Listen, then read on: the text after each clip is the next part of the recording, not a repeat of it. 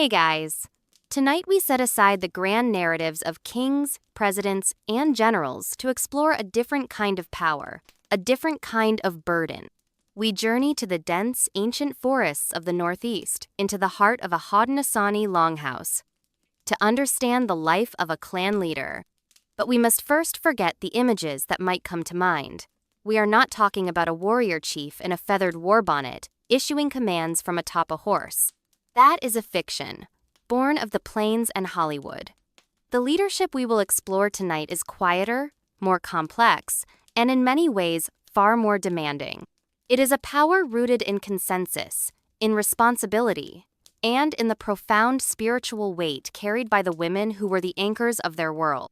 So, before you get comfortable, if this is the kind of deep, immersive history you enjoy, I would be truly grateful if you'd take a moment to like the video and subscribe. It helps this community grow in incredible ways. And as always, I love to see how far these stories travel, so please drop a comment and let me know where you're listening from tonight, and what time it is in your corner of the world. Now, dim the lights. Find a comfortable position. Perhaps turn on a fan to create that soft, steady hum. Let go of the day's worries and allow your mind to drift. You are about to become a clan mother of the Iroquois Confederacy in the 17th century. You will learn that to be a leader of your people was not to be above them, but to carry them, and that the honor of your position was measured in the unending weight of its burdens. You do not wake to silence. You wake to the soft, layered symphony of a world alive and breathing around you.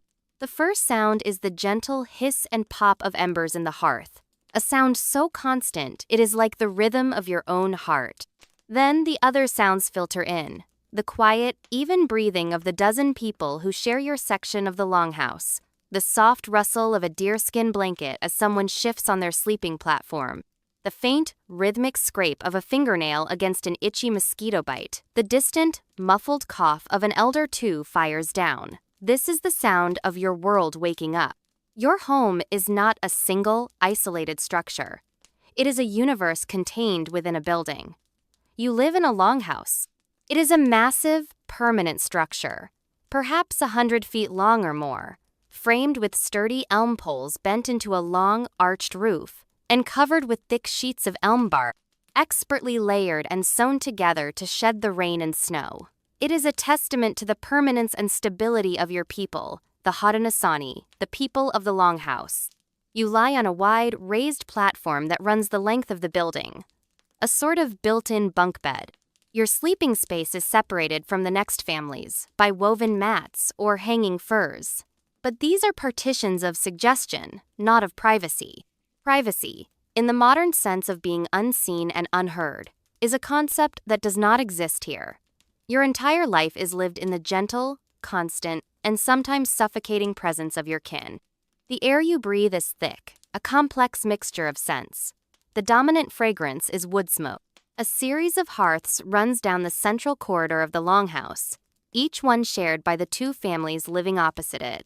Smoke from these fires rises towards the smoke holes in the roof, but much of it lingers, creating a perpetual, hazy twilight within the longhouse, even at midday. It stings your eyes and tickles your throat, but it is also a comfort. It is the smell of warmth, of cooked food, of community. Beneath the smoke, you can smell the sweet, earthy scent of stored corn, the faint, gamey aroma of tanned hides, the sharp, clean smell of dried herbs hanging from the rafters, and the warm, undeniable scent of dozens of human bodies living in close proximity. You sit up, swinging your legs off the sleeping platform. The floor is hard-packed earth, swept clean every day, but still cool and damp against your bare feet. You are a clan mother, an Oyaner. You are not a queen. You do not wear a crown or sleep on silk. Your sleeping platform is the same as everyone else's. Your blanket is the same. Your position of honor is not defined by material wealth, but by the immense, invisible weight of the responsibilities you carry. You look around your domain. The longhouse is a living diagram of your society. You live here with your mother, if she is still alive, your sisters, your aunts, and all their husbands and children. This is a matrilineal, matrilocal world. The longhouse, its contents, and the fields that surround it are all owned and controlled by the women of your clan. When a man marries, he leaves his mother's longhouse and comes to live in his wife's. He is a guest here, an essential and respected partner. But the ultimate authority within these bark walls rests with you and the other women of your lineage. Your eyes adjust to the dimness. The interior is a marvel of organization. The platforms you sleep on double as seating during the day. Above them, a second tier of platforms creates a large storage shelf, a communal attic that runs the length of the house. Here, in large, bark-lined bins, is the wealth of your people. Thousands of ears of dried corn, braided together in long, heavy ropes, baskets filled with dried beans, squash, and sun-dried berries, bundles of medicinal herbs, and stacks of tanned hides. This is your bank, your grocery store, your insurance policy against the long, brutal winters. And as clan mother, its management is your sacred duty. Along the walls, tucked beneath the platforms, are the personal possessions of your family. Clay pots for cooking, wooden bowls and spoons, intricately woven baskets, tools for working hides, and the weapons of the men, bows, arrows, and war clubs. Everything is neat, everything has its place. In a communal space, clutter is a form of disrespect. A small child, your niece, begins to cry softly from the next compartment. Her mother, your sister, soothes her with a quiet, murmuring sound. You hear the rhythmic thump, thump, thump of a woman 2 fires down beginning the day's first task, pounding corn into meal with a large wooden mortar and pestle. The sound is the true alarm clock of the longhouse.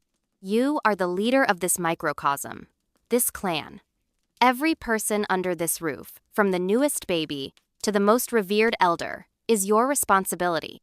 Their well-being, their harmony, their survival, rests on your shoulders. You do not command them. You do not rule them. You guide them. You persuade them. You worry for them. You are the keeper of the fire, not just the physical fire in the hearth, but the spiritual and social fire of your people. And the day has just begun, bringing with it 1,000 small and large tasks that will require your attention, your wisdom, and your unending patient strength. As you begin your day, you are greeted by the members of your clan. A young man, your nephew, passes you and addresses you not by your personal childhood name, but by the formal title that you now hold, the name of your office as clan mother. That name is not your own. It is an ancient, sacred title, one of several belonging to your specific clan, that has been passed down through generations of women. To carry this name is the source of your authority and the root of your greatest burden. In your culture, names are not simply labels for individuals. They are living things, vessels of power, history, and responsibility. Each clan, the wolf, the bear, the turtle, the snipe, the eel, possesses a specific set of names, a sacred roster of titles for both men and women. When a person dies, their name does not die with them. It becomes vacant. The name, with all of its accumulated history and duties, is returned to the stewardship of the clan mother. It is your solemn responsibility to hold this name, to guard it, until you and the other women of the clan decide upon a suitable successor. Imagine the weight of this. You are not just a leader. You are a living archive, a keeper of identities. You hold in your mind the roster of all the names belonging to your clan, both those that are currently held by living people and those that are on the rafters, waiting to be bestowed again. You know the history associated with each name. You know the stories of the great men and women who carried it before. You know the specific duties, rights, and responsibilities that are attached to it. A certain name might carry the duty of being a skilled orator. Another might carry the responsibility of being a keeper of medicinal knowledge. Another, for a man, might be one of the 50 hereditary sachem, or chief, titles that make up the Great Council of the Haudenosaunee Confederacy. The process of bestowing a name is one of the most important things you do. It is not done lightly. When a child is born, they are given a simple, personal name. But as they grow, their character is observed by you and the other elders. You watch to see what qualities they exhibit. Are they patient?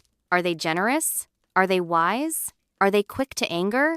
When an important clan name becomes vacant, You and the women of your clan will counsel for hours, sometimes days, discussing who among the younger generation is worthy of carrying that title and its responsibilities.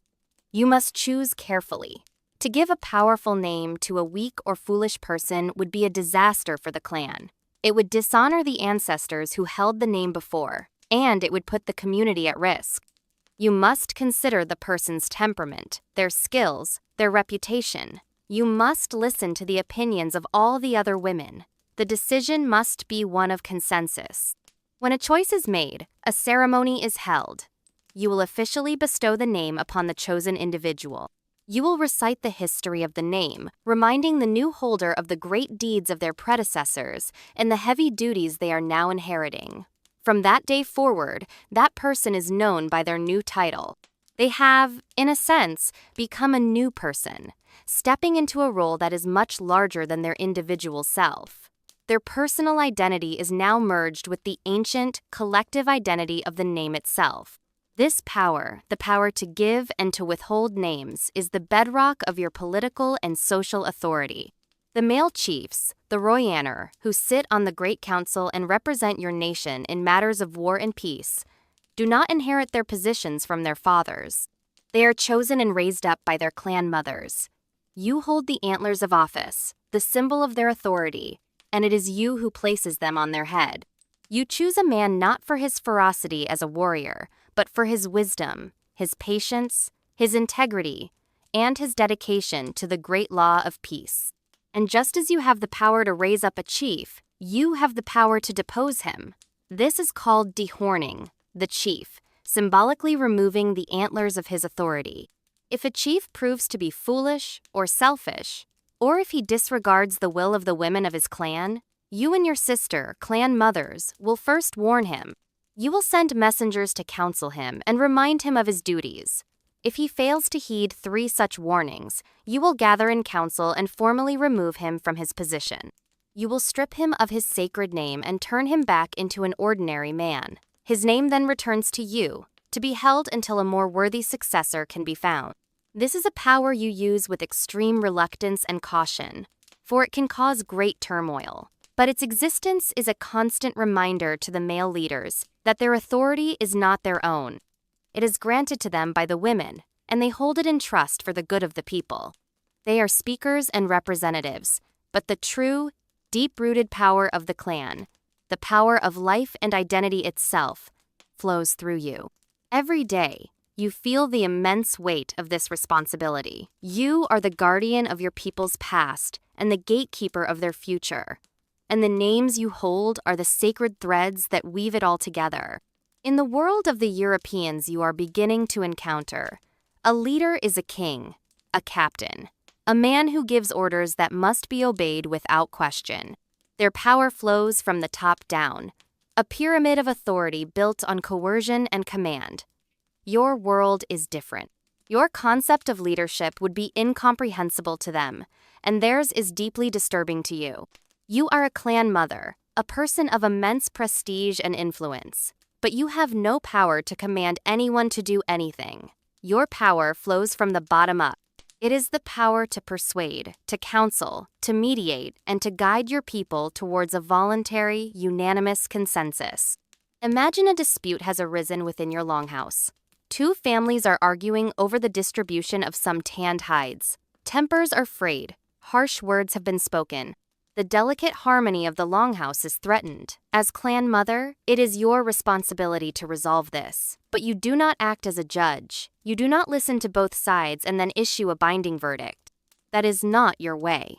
Instead, you call a council of the women of the clan. You all gather in your section of the longhouse. You do not sit at the head of the group on a special seat. You sit among them, as an equal. You begin by lighting the sacred tobacco and offering a prayer, asking for calm minds and wise words. Then, you simply listen. You allow everyone who wishes to speak to do so, for as long as they wish, without interruption. The women at the heart of the dispute state their case. Their relatives speak in their support. Others, who are more neutral, offer their own observations. The discussion can go on for hours, even days. It is a long, winding, and often repetitive process. A European would be driven mad by the apparent lack of progress, by the refusal to get to the point. But you understand that the process itself is the point. You are allowing the anger and hurt feelings to be aired, to be released into the community so they can dissipate rather than festering in secret. Your role in this is to be the calm center of the storm. You listen with absolute, unwavering attention. You do not show favor to one side or the other. You gently guide the conversation away from personal attacks and towards the principles of the great law of peace, the sacred constitution of your people. You might ask a quiet, thoughtful question. You might remind the group of a similar dispute from the past and how it was resolved. You might tell a story that illustrates the importance of generosity and harmony. Your voice is not loud. Your power is not in the force of your words, but in their wisdom and their timing. You are waiting, listening for a hint of common ground, for the first sign that a consensus is beginning to emerge. The goal is not a majority vote, where one side wins and the other loses. The goal is a unanimous decision that everyone can agree to live with. A decision that leaves no one feeling defeated or shamed is the only kind of decision that can truly restore harmony. This process requires a level of patience that is almost superhuman. You must sit for hours, listening to the same arguments repeated over and over. You must endure the emotional outbursts. You must absorb the collective anxiety of the group without letting it sway your own judgment. You are the emotional ballast for your people. When you sense that a consensus is near, you will speak again, this time to articulate the solution that has been slowly forming within the group.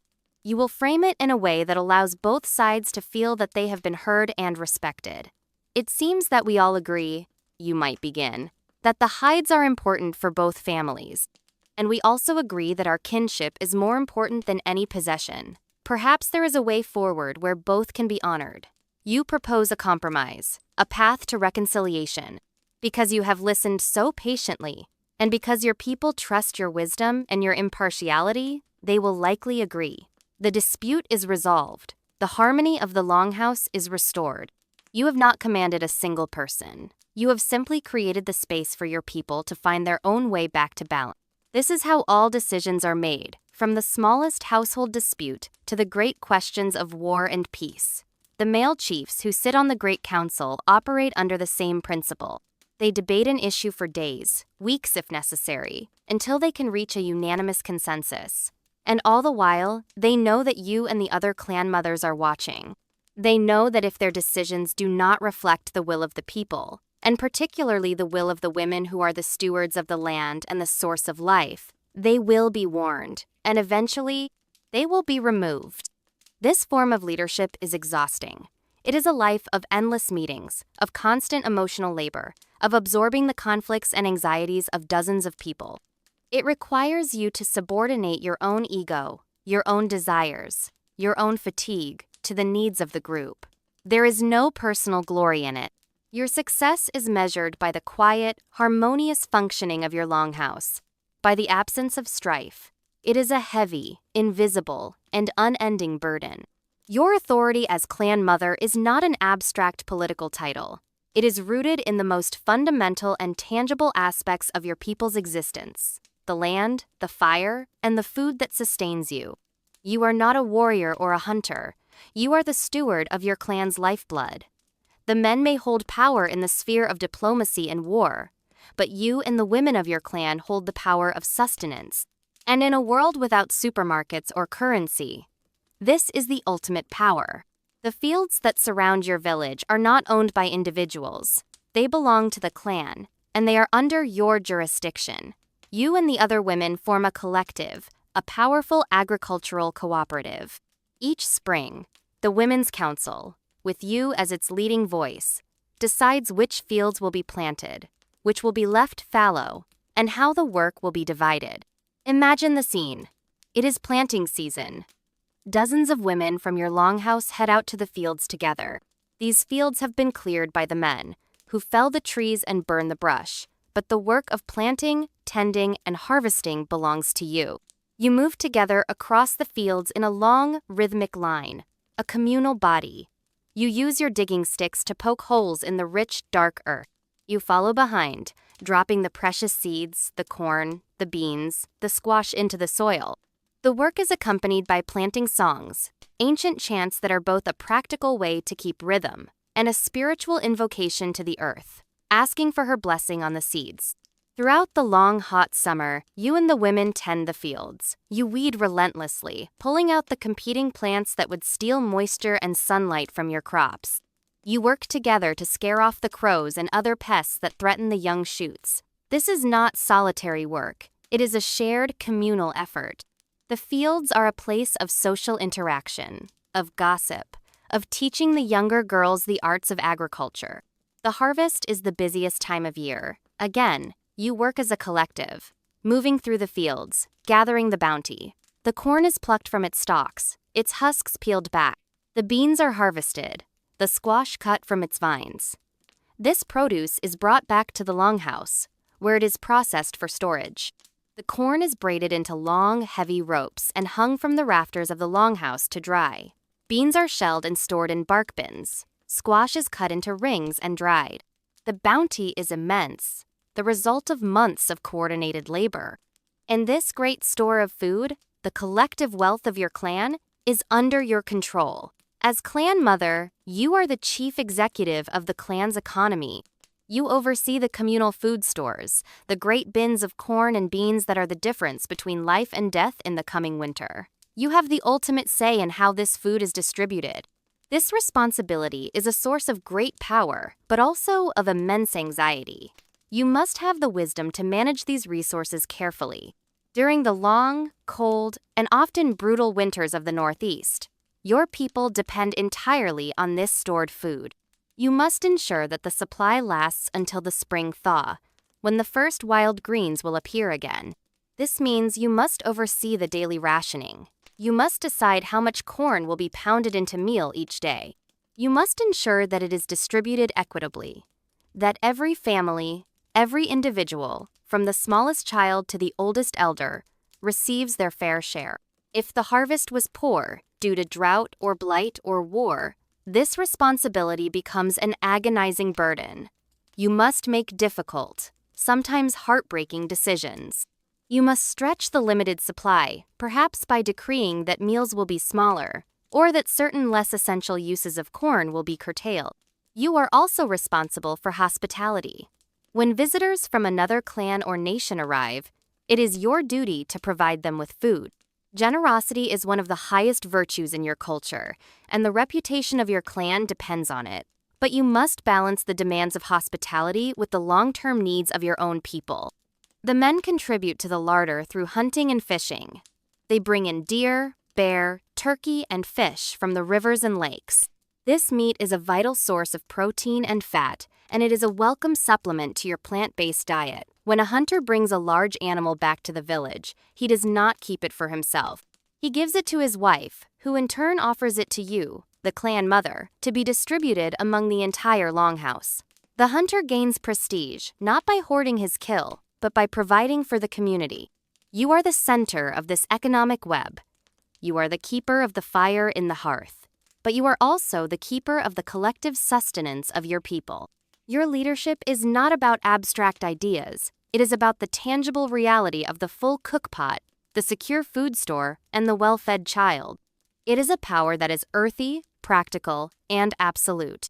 But it is also a weight that you carry every day, a constant, low-level anxiety about the harvest, the weather, and the long, hungry months of winter. The well-being of 50, perhaps 100, people rests on your foresight and your wisdom. Your role as a clan mother gives you a power that is perhaps the most profound and unique in your political system, a power that leaves most European observers utterly baffled. You, along with the council of the other women in your clan, have the sole authority to choose the male leaders, the sachem or royaner, who will represent your clan and your nation at the Great Council of the Haudenosaunee Confederacy. And just as you have the power to raise them up, you have the power to cast them down. This is the great check and balance at the heart of your world, the mechanism that ensures the leaders remain servants of the people, not their masters. Imagine that the current royaner for your clan, a man who carries one of the sacred hereditary titles, has died. His title, symbolized by a string of wampum and the antlers of office, often a special headdress, does not pass to his son. It returns to you. The leadership position is now vacant, and the great council fire is diminished. It is your sacred duty to find a successor. This is not a decision you make alone or quickly. You gather the women of your clan, both the elders and the younger mothers, in council. You also consult with the men of the clan, the warriors and the elders, to hear their opinions. But the final decision rests with you and the women. You will discuss potential candidates for days, sometimes weeks. What are you looking for in a leader? You are explicitly not looking for the most aggressive warrior, the most famous hunter, or the most charismatic speaker who loves the sound of his own voice. The great law of peace, the constitution of your confederacy, is very clear about the qualities of a leader. You are looking for a man of peace. You are looking for a man with a thick skin, 7 spans thick, meaning he must be immune to anger, criticism, and petty insults. He must be patient, kind, and generous. He must be a man who thinks first of the welfare of the next 7 generations, not of his own glory. He must have demonstrated his loyalty to his family and his people. He must be a man who listens more than he speaks. You and the other women have been watching the men of your clan their entire lives. You know their characters intimately. You have seen who is patient with children, who is generous with his possessions, who speaks with wisdom in council, and who is prone to anger or selfishness. After much deliberation, you and the women will reach a consensus on a candidate. You will then present your choice to your clan for their approval. If the clan agrees, you will then present him to the other clans of your nation, the Mohawk, the Oneida, etc., for their approval. If he passes this wider scrutiny, he is ready to be raised up in a great condolence ceremony, a complex ritual that both mourns the deceased chief and celebrates the installation of the new one. At this ceremony, you, the clan mother, will formally bestow upon him his sacred title and place the antlers of office upon his head. You will charge him with his duties, reminding him that he now works for the people, that his voice is their voice, and that he must always uphold the principles of the great law. His new position gives him great prestige, but very little individual power. He cannot make a law, declare a war, or sign a treaty on his own. All decisions of the Great Council must be unanimous, reached through the same long, patient process of consensus building that you use in your own clan council. And he is always accountable to you. Now, imagine that the chief you have raised up begins to fail in his duties. Perhaps he becomes arrogant. Perhaps he makes a decision without consulting the people. Perhaps he shows cowardice or allows his judgment to be clouded by anger. Or, in the most serious of offenses, perhaps he sheds blood, committing a murder. The great law is clear. A leader must be a man of peace, and his hands must be clean. As clan mother, you cannot let this stand. You have a duty to protect your people from poor leadership. The process of deposing him, of dehorning him, is formal and deliberate. First, you will approach him privately, as his political mother, and warn him. You will speak to him of his duties and point out where he has strayed from the path. This is the first warning. If he does not heed your counsel and continues on his destructive path, you will return, this time accompanied by the senior warrior of your clan. You will warn him a second time, more forcefully. The presence of the warrior is a sign that the matter is now of concern to the entire clan, not just the women. If he still refuses to listen, you will come to him a third and final time, this time speaking to him in front of the entire clan council. You will publicly rebuke him, recite his failings, and declare that he is no longer fit to lead. You then symbolically remove the antlers from his head and strip him of his sacred name. He is now just an ordinary man again. His title returns to the women of the clan, to be given to a more worthy successor. This is the ultimate expression of your power. It is a power you use with great sorrow and reluctance, as it represents a failure of the community. But its existence is the ultimate safeguard of your democracy. It ensures that your leaders never forget where their authority comes from. It is not from the gods, not from their blood, not from their personal strength. It comes from the trust of the women who plant and harvest the corn, who raise the children, and who hold the sacred names of the clan. You do not command armies, but in your quiet, patient way, you hold the power to create and unmake the leaders of your world. Every decision you make, every counsel you hold, every piece of advice you offer is guided by a set of principles so profound and so comprehensive that they are more than a law. They are the very soul of your people. You are a citizen of the Haudenosaunee, the Iroquois Confederacy, and your life is governed by the Kayanarako, Wa, the Great Law of Peace. This is not a written document stored in an archive. It is a living oral tradition, a complex constitution passed down through generations, and you, as a clan mother, are one of its primary interpreters and guardians. You know the story by heart, as does every child in the Longhouse. You know of the dark times, centuries ago, when your 5 nations, the Mohawk, the Oneida, the Onondaga, the Cayuga, and the Seneca, were locked in a seemingly endless cycle of brutal, blood-feud warfare.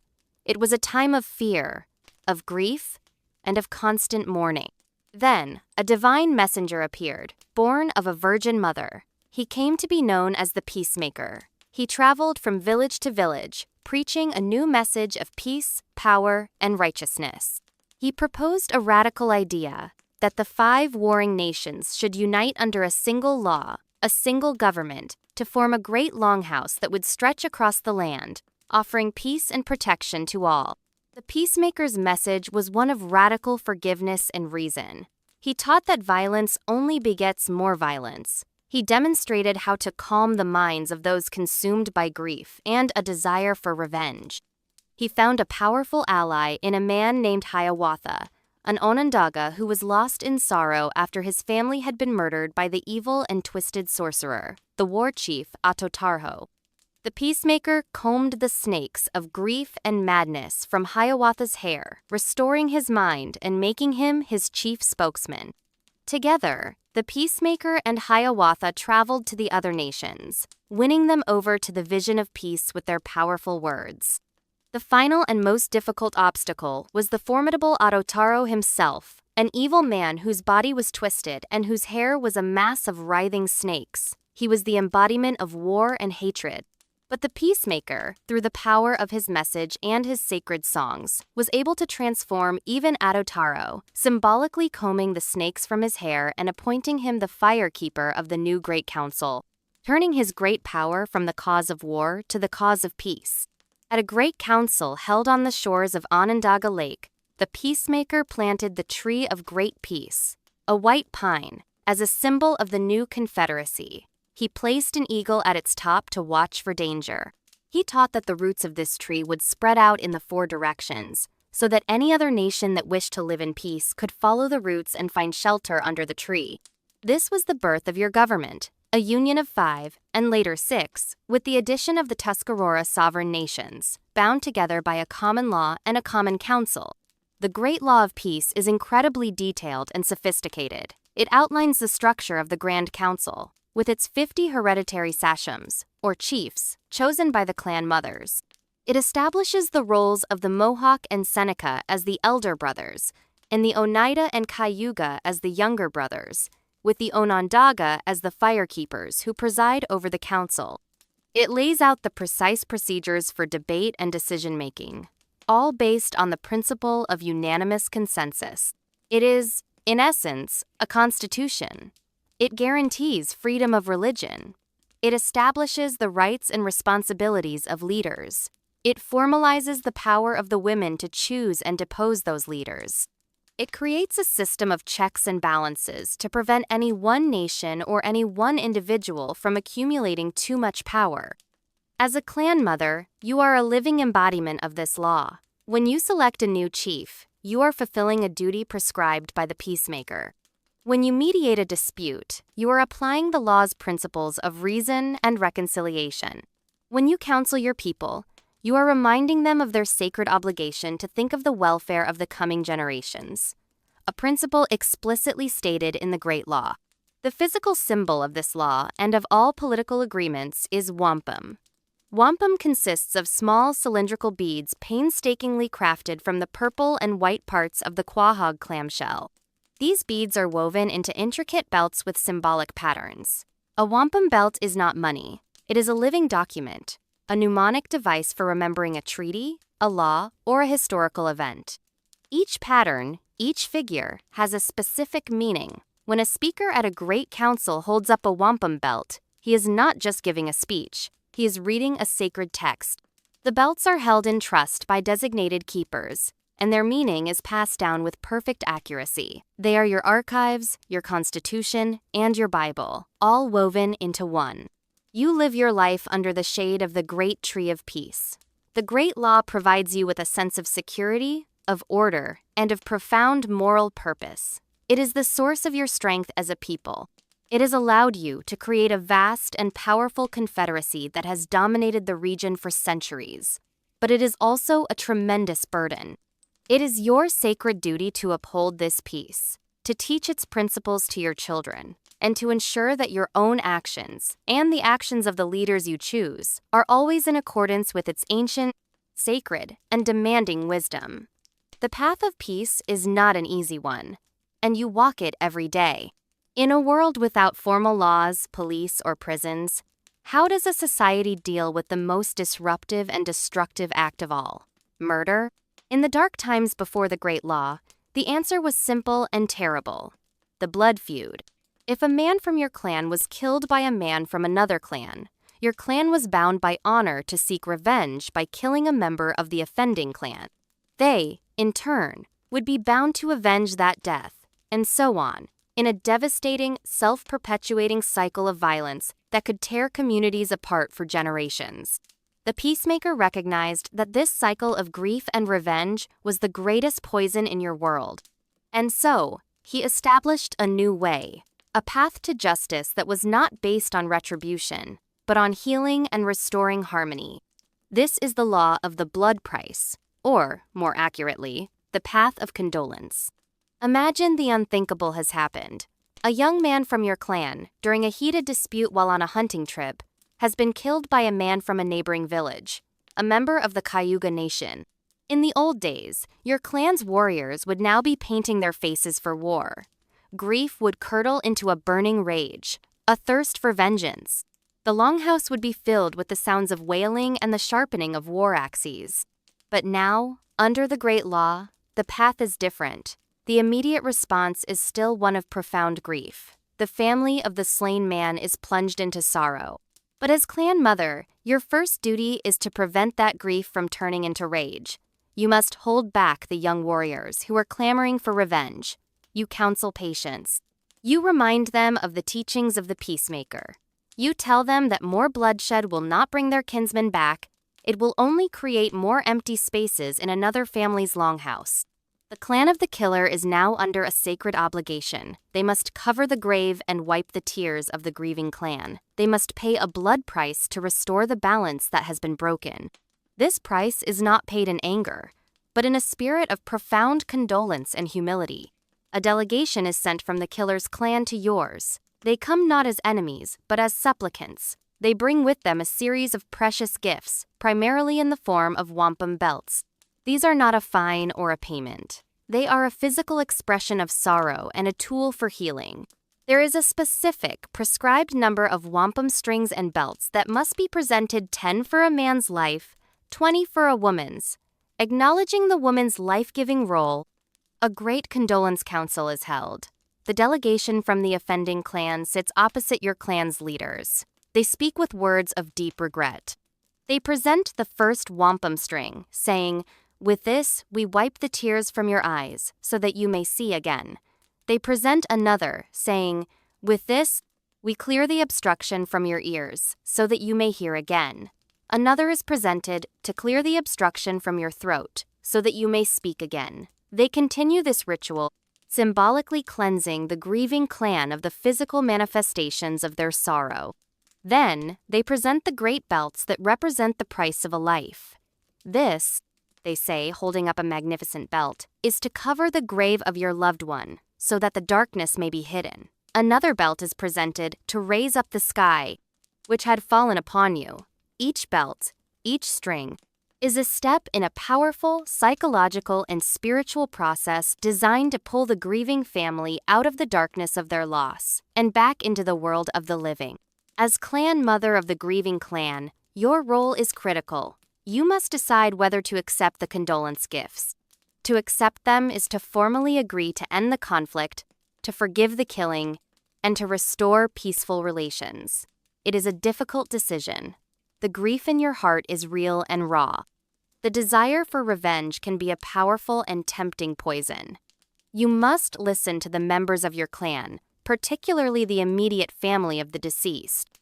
But you must also think of the welfare of the entire community, of the children, of the future generations. You know that accepting the path of peace is the path of strength, the path taught by the peacemaker. If you accept the wampum, the matter is settled. The killer himself might be punished internally by his own clan, perhaps through exile or shame, but there will be no further violence between your clans. The delicate balance of the Confederacy is maintained.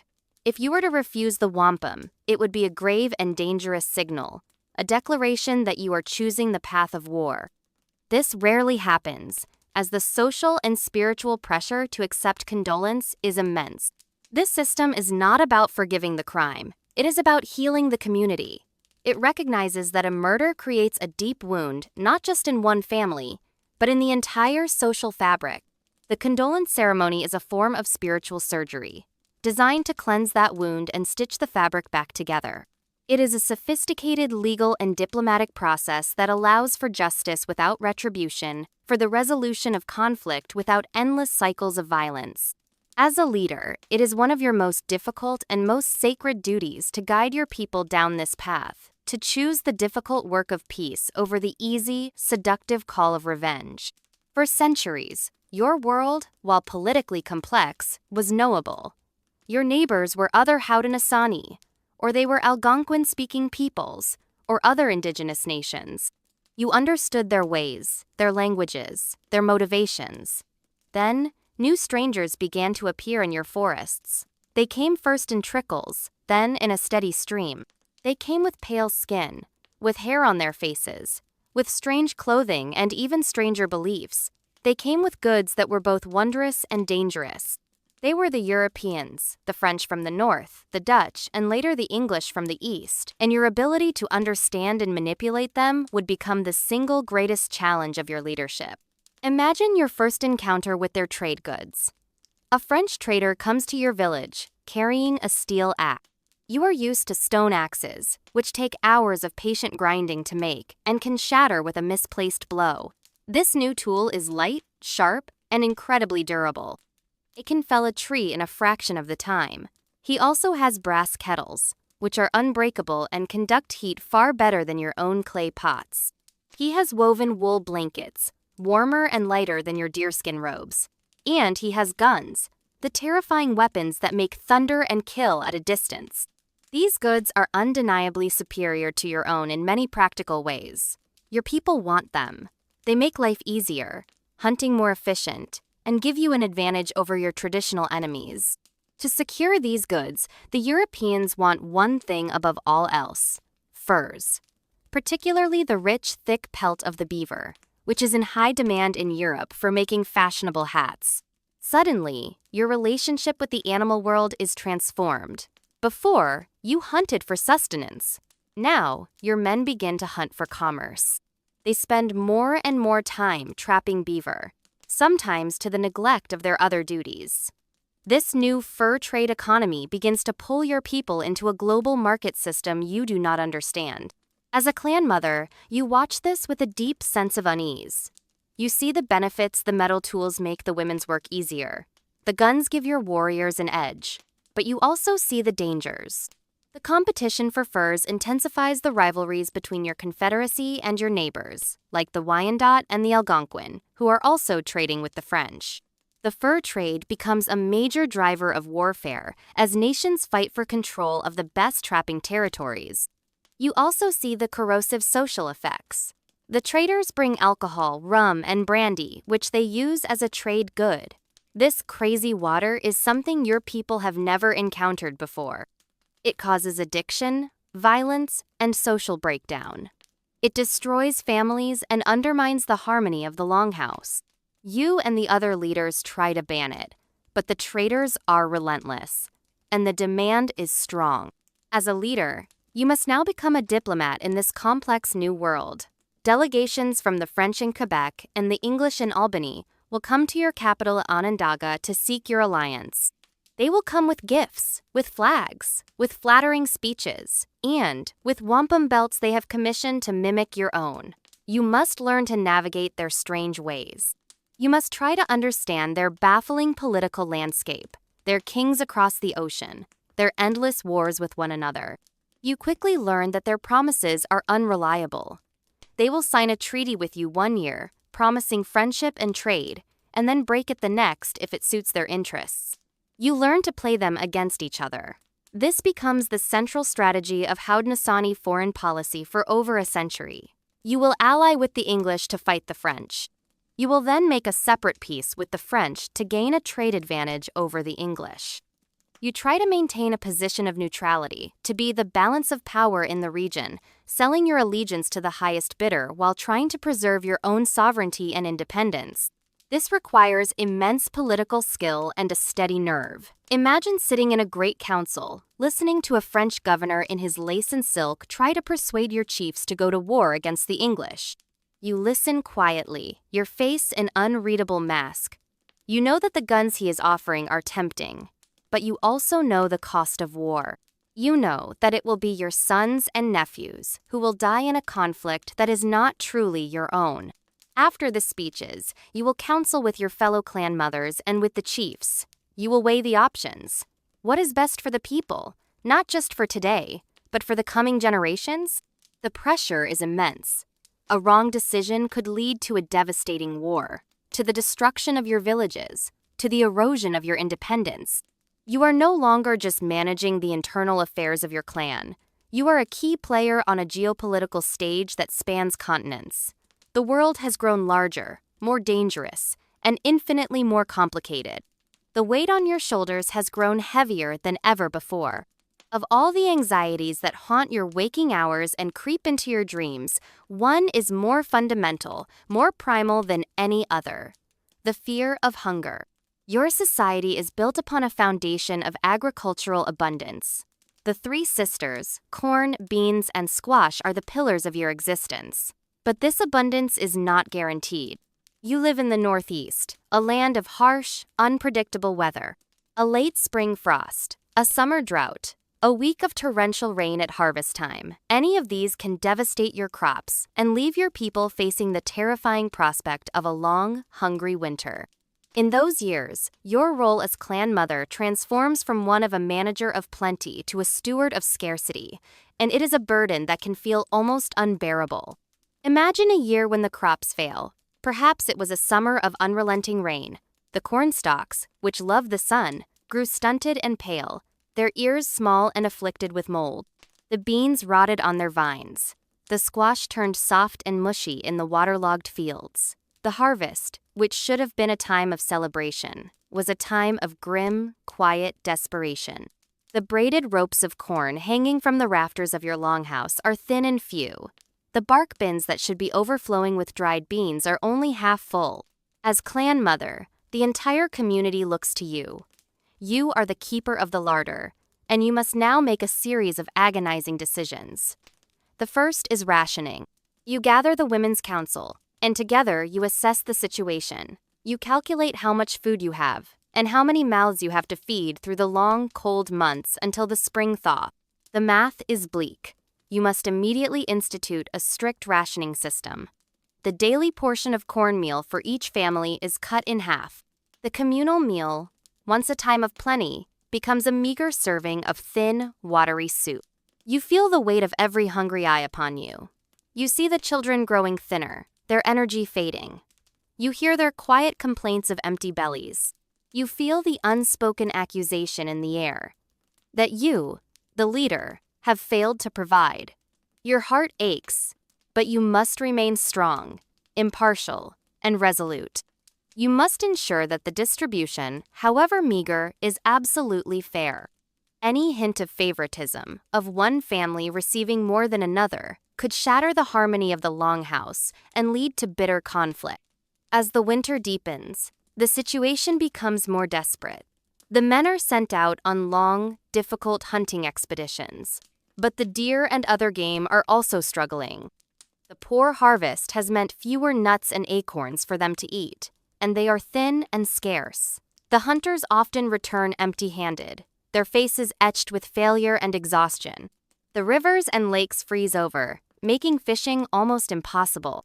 Your people turn to famine foods, the things you would never eat in a time of plenty. You eat the inner bark of certain trees, which you boil for hours to make it digestible. You dig for tough, bitter roots. You eat lichens scraped from the rocks. These foods stave off the worst pangs of starvation, but they offer little real nutrition. People grow weaker. Their immune systems become compromised. A simple cough or cold, which they might have shaken off in a good year, now turns into a deadly pneumonia.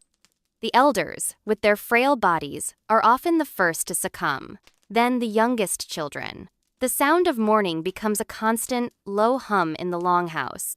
The psychological toll on you is immense. You lie awake at night on your platform, listening to the sounds of hungry children and sick elders. You feel a crushing sense of responsibility.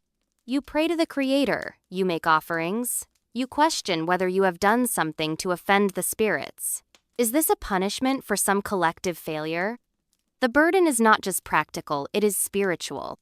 You must also be a leader of morale. You must encourage your people, remind them of their strength, of past hardships they have overcome. You tell the ancient stories of resilience. You organize small ceremonies to keep the people's spirits from breaking entirely. You must project an aura of calm, unwavering strength, even when your own stomach is cramping with hunger and your heart is breaking with grief. When spring finally arrives, it is not a moment of instant relief. It is a race against time. The people are weak from a winter of malnutrition, but they must now summon the strength to clear the fields, to prepare the soil, and to plant the new seeds, praying with every fiber of their being that this year the harvest will be different.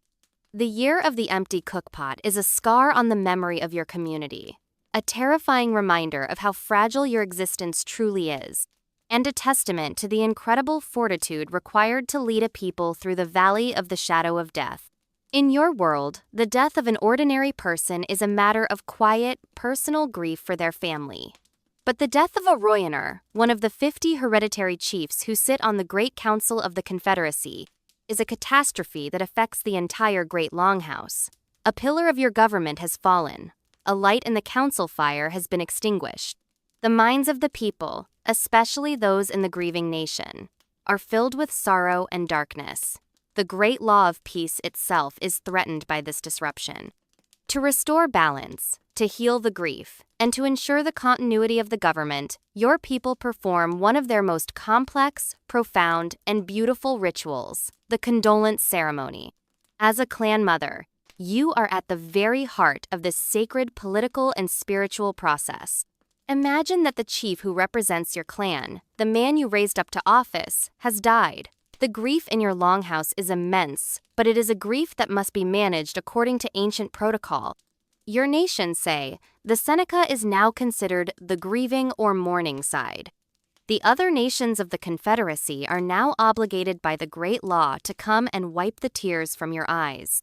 The nations of the Confederacy are divided into two symbolic sides, or moieties.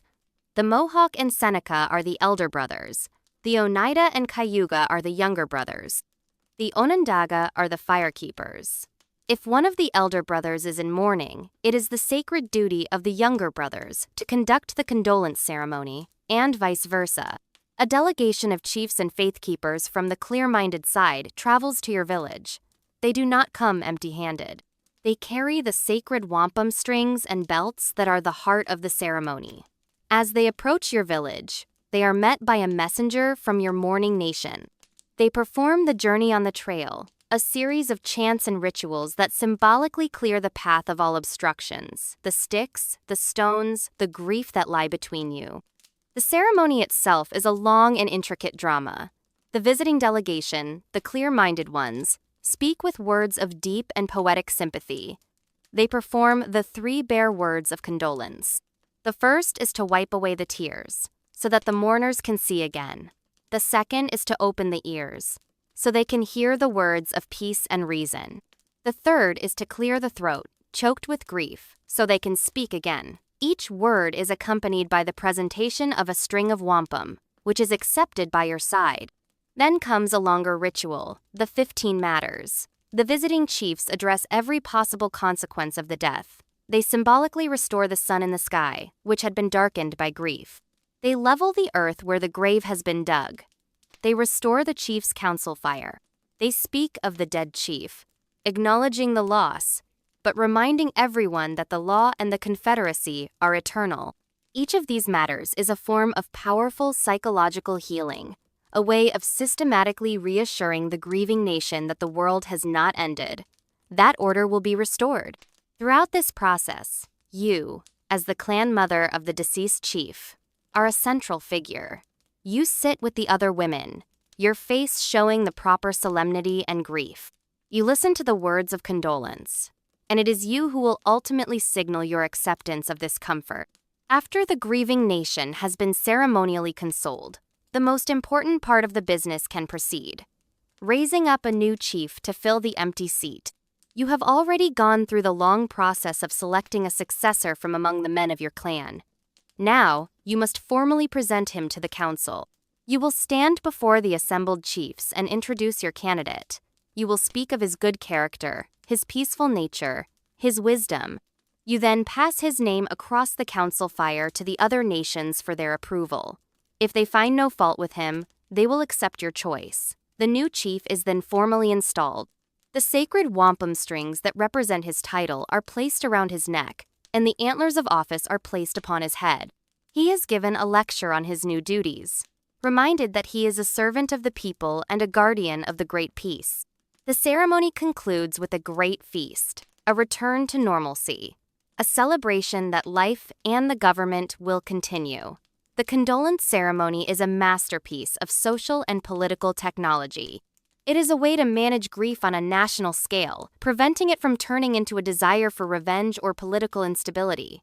It is a way to ensure a peaceful and orderly transfer of power, and it reaffirms the fundamental principles of your Confederacy, that the law is more powerful than any individual, and that the community's first duty is to maintain its own health and harmony. Your role in this is immense. You have been a source of stability during a time of grief. You have fulfilled your most sacred duty by choosing a worthy leader. You have helped to heal your people and restore the balance of the world. It is an exhausting, emotionally draining, and profoundly important responsibility, one that demonstrates that true power is not about conquest, but about the ability to create peace and continuity in the face of loss. The great law of peace provides your people with a powerful framework for harmony, and the ideal of consensus is the guiding star of your political life. But you are human. Your people are human. And sometimes, the passions of the heart, the ambitions of individuals, or the pressures of a changing world can create fractures in the smooth facade of your communal life. As clan mother, one of your most difficult and painful duties is to navigate these internal conflicts, to try and mend the tears in the social fabric before they rip your longhouse, or even your nation, apart. Imagine a new and dangerous question has come before your people. A question brought by the relentless encroachment of the Europeans. A faction within your nation, led by a charismatic warrior, is arguing for a full military alliance with the English. They argue that the English offer better trade goods, more guns, and are a more reliable partner against your traditional enemies and their French allies. Another faction, led by a cautious and respected elder chief, argues for maintaining your traditional policy of neutrality.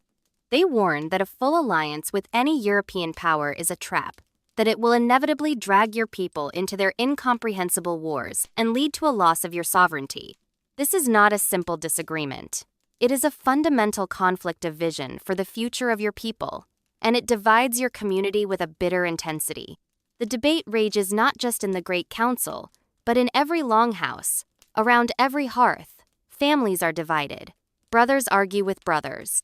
The easy, comfortable harmony of daily life is replaced by a tense, watchful silence or by heated, angry whispers. Your longhouse, once a place of unquestioned unity, is now a house divided. Some of the families in your clan are strong supporters of the pro-English faction. Others are fiercely loyal to the principle of neutrality. As clan mother, you are caught in the middle. Both sides look to you for support. They come to you privately, pleading their case, trying to win your influential voice to their side. The pressure is immense. You know you cannot take a side. To do so would be to alienate half of your clan and to shatter the very principle of consensus that is the foundation of your authority. Your task is not to win the argument, but to stop it from destroying you. You must become the calm, immovable center in a swirling storm of passion and politics. You call a council of your clan. You allow the leaders of both factions to speak, to lay out their arguments. You listen with your famous patience, your face betraying no emotion. You ensure that each speaker is heard with respect, without interruption, even when their words are angry and accusatorial. You let the debate go on for days. You are allowing the poison to be drawn out into the open. When you finally speak, you do not address the question of the English or the French. You speak of the great law. You speak of the peacemaker and his warning against division. You remind your people of their shared history, of the dark times of intertribal warfare, and of the peace and strength that unity has brought them. You remind them that they are one family, one fire, one people. Your words are not about politics. They are about identity. You are trying to pull them back from the brink by appealing to their deepest shared values. But sometimes, words are not enough. The conflict may be too deep. Imagine that the pro-war faction, frustrated by the endless debate, decides to act on its own. The charismatic warrior gathers a group of young men, and against the decision of the council, launches a raid on a village allied with the French. It is a catastrophic breach of protocol. He has defied the council, he has broken the great law, and he has potentially plunged your entire nation into a devastating war. Now you are faced with an agonizing choice.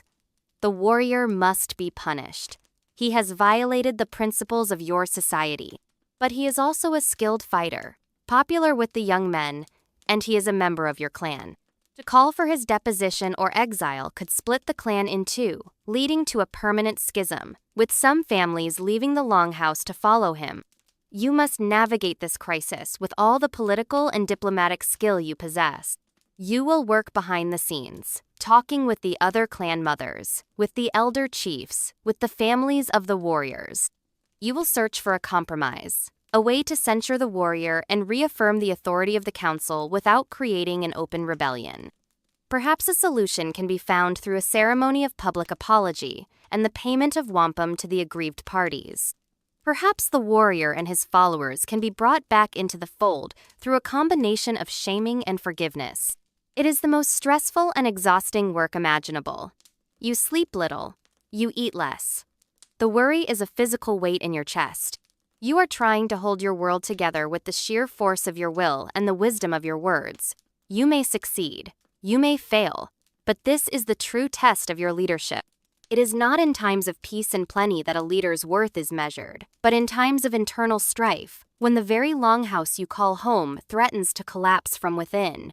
Of all the threats you face, the harsh winters, the specter of famine, the conflicts with your neighbors, none is as terrifying, as mysterious, and as utterly devastating as the new sicknesses that arrive with the Europeans. You are a strong and resilient people, but your bodies have no defense against these invisible enemies. Smallpox, measles, influenza, these are not just diseases. They are apocalyptic plagues that sweep through your longhouses with the speed and fury of a forest fire. Imagine the first signs. A traveler returns from a trading expedition to a Dutch or French settlement. A few days later, he develops a fever and a strange rash. He has never seen an illness like this before. The local healers are summoned. They perform their chants. They use their sacred herbs, but the man's condition worsens. The rash turns into weeping, pus-filled sores. The fever rages. Within a week, he is dead. And then, it begins to spread. His family members fall ill. Then, the families who share the hearth with them. Soon, the entire longhouse is filled with the sounds of coughing, of moaning, of people delirious with fever. There is nowhere to run, nowhere to hide. In the close, communal environment of the longhouse, the disease moves from person to person with terrifying efficiency. As a clan mother, you are at the heart of this catastrophe, and you are utterly powerless. Your traditional medicine, which is effective against the familiar illnesses of your own land, has no effect on these foreign plagues. The sacred ceremonies, which have always brought healing and restored balance, now seem to fail you. You watch in horror as your people die around you. You lose your sisters, your brothers, your own children. The elders, the precious keepers of your history and traditions, are often the hardest hit.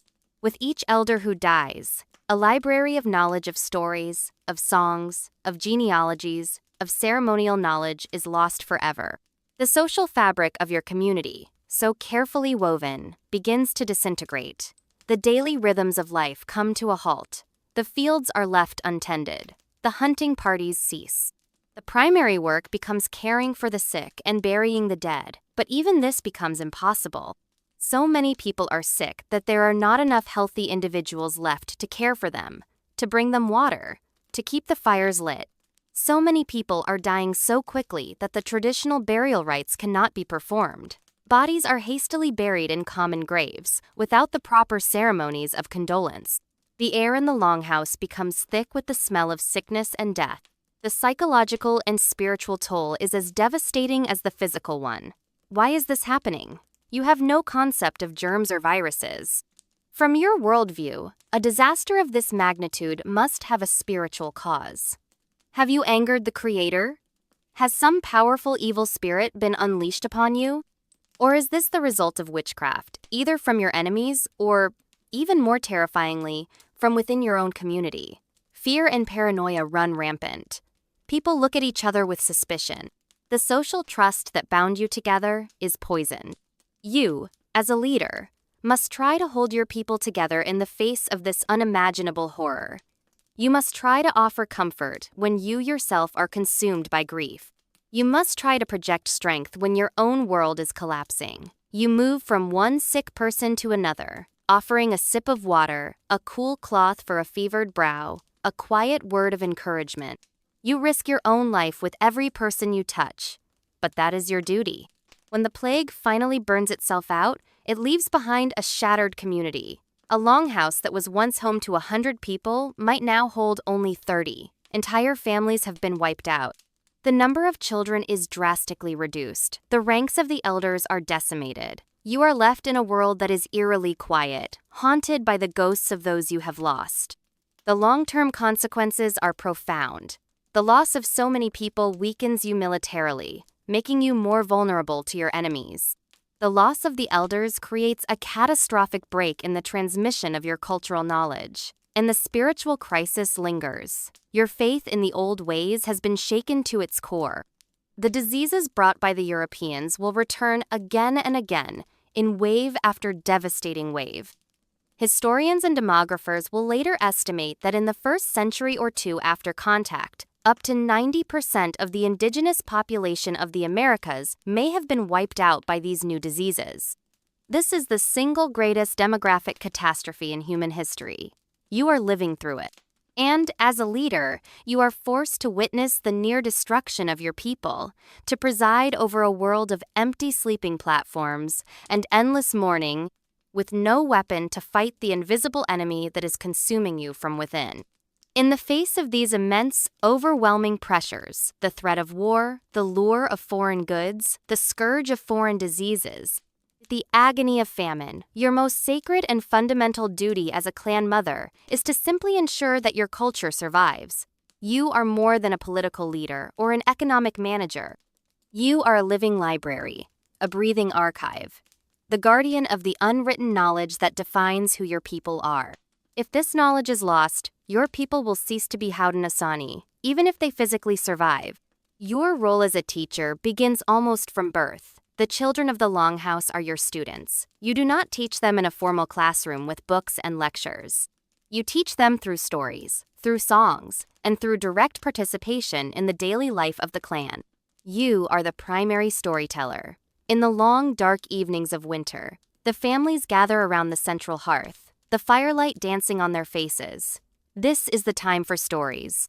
You will tell the great epic of creation, the story of Sky Woman falling to the watery world and creating Turtle Island. You will tell the story of the peacemaker and Hiawatha, reinforcing the principles of the Great Law. You will tell the humorous and cautionary tales of the trickster. And you will tell the history of your own clan, the genealogies, the stories of the great leaders who held the names before. These stories are not just entertainment. They are your history texts, your law books, your religious scriptures, and your moral compass, all rolled into one. Through these stories, you are teaching the children their place in the cosmos, their duties to their clan, and the values that will guide their lives. You oversee the education of the girls. You teach them the essential skills they will need to become strong, productive women and future clan mothers themselves. You teach them which plants are for medicine and which are for food. You guide their hands as they learn to weave intricate baskets and to process deer skin into soft, supple leather. You sit with them at the grinding stone, teaching them the songs that lighten the labor. Most importantly, you teach them the responsibilities that come with being part of a matrilineal clan. You teach them about their bodies, about childbirth, and about the sacred power they hold as the givers of life. You are also the keeper of the ceremonial calendar. You know the cycles of the moon and the sun. You know which ceremonies must be performed at which time of year to give thanks and to keep the world in balance. There is the midwinter ceremony, a time of renewal and gratitude. There is the Maple Festival, to give thanks for the first sap of the spring. There are the planting and harvest festivals. You work with the male faith keepers to ensure that these rituals are performed correctly, with the proper songs, dances, and offerings. The spiritual health of the community depends on this ritual precision. You are a guardian of the language. Your language is rich, complex, and filled with a worldview that is profoundly different from that of the Europeans. It is a language that expresses the relationships between all living things. As you hear more and more of the harsh, guttural sounds of Dutch or English, you understand that protecting your own language is essential. You insist on speaking it in the longhouse. You tell the stories in it. You ensure that the children learn its nuances. To lose your language, you know, is to lose your way of thinking, to lose your soul. In a world that is changing with terrifying speed, you are the anchor of tradition. When the men are drawn away by the fur trade or by warfare, you are the one who remains, maintaining the stability and continuity of life in the longhouse. When a devastating epidemic sweeps through and takes the elders, you are the one who must now hold the knowledge that they held, ensuring it is passed on to the next generation before it can be lost forever. This is a quiet, often invisible, and deeply exhausting form of leadership. It requires a memory that can hold 1,000 stories and 100 genealogies. It requires the patience to teach, the wisdom to guide, and the strength to be a steadfast cultural anchor in a sea of catastrophic change. You are fighting a constant battle against the forces of assimilation and despair. You are fighting to ensure that your grandchildren will know who they are, where they come from, and what their duties are to the world. You are not just leading a clan, you are holding the very soul of your people in your hands. In your dealings with your own people and with the other nations, your words are powerful.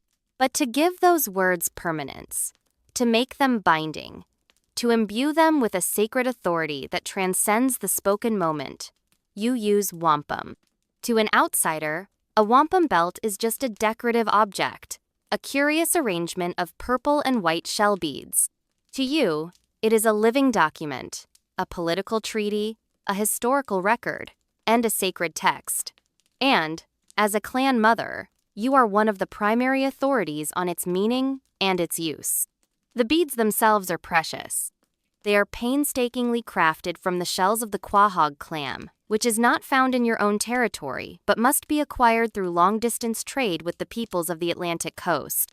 The white beads are more common, made from the main body of the shell. The purple beads, made from the small, colored portion near the hinge, are rarer and considered more powerful and sacred. To create a single bead requires hours of work, grinding the rough shell into a small, cylindrical shape and then drilling a hole through its center, a difficult task often done with a stone drill.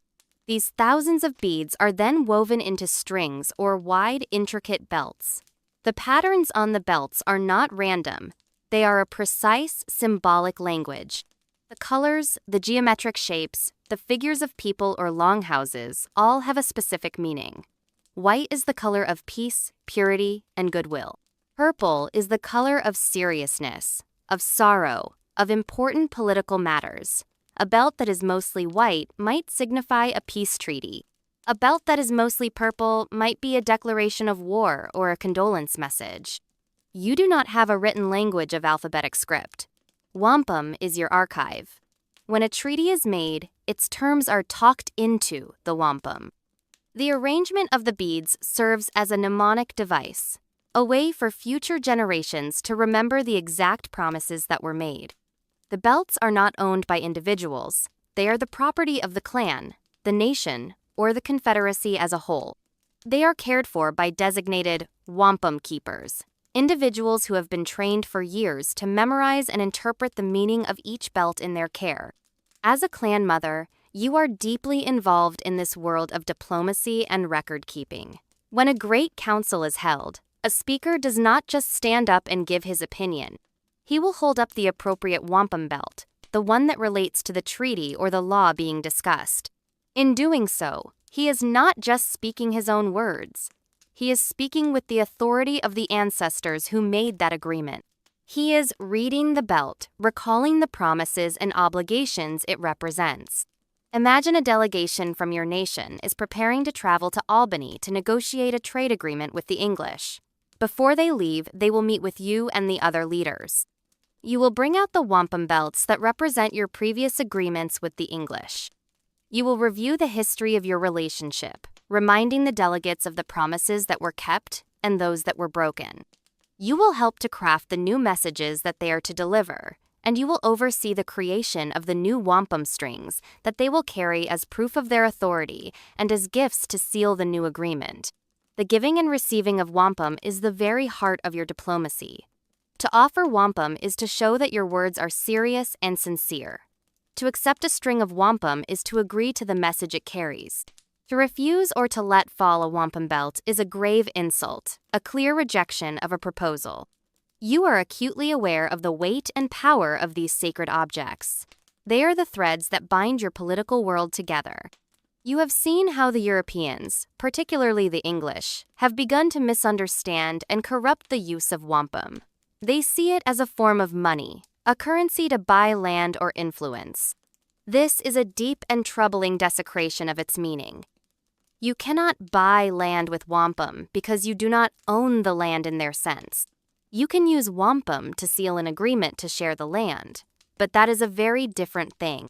You feel the burden of being a keeper of this tradition in a world that no longer understands it. You must teach the younger generation the meanings of the belts. You must ensure that the oral history connected to each one is not forgotten. You must guide your leaders in the proper use of this sacred tool to ensure that they are not tricked or manipulated by the newcomers who see only pretty beads and not the living heart of your law and your history. The weight of the wampum is a physical one. A large belt can be heavy, but the spiritual and political weight it represents is far, far heavier.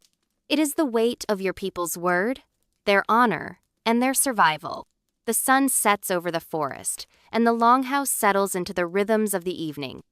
The air is filled with the smells of cooking stew, the murmur of conversation, the laughter of children, and the soft glow of a dozen fires. To an outsider, it is a scene of communal peace and security. And it is. But for you, the clan mother, the peace is never complete. You carry a set of burdens that are invisible to others, a weight that you can never set down. You are surrounded by people, constantly. From the moment you wake until the moment you sleep, you are in the presence of your kin. You have no privacy, no quiet corner to retreat to. But paradoxically, you often feel a profound sense of loneliness. You are the leader, the ultimate mediator, the one to whom everyone brings their troubles. But to whom do you bring yours? You cannot show weakness. You cannot appear uncertain or overwhelmed. You cannot confide your deepest anxieties in one person, for fear of being seen as showing favoritism. You must be the calm, steady rock for everyone else, even when you feel like you are crumbling inside. Your leadership is a performance of unwavering strength, and the stage is your entire life. You carry the emotional weight of your entire clan.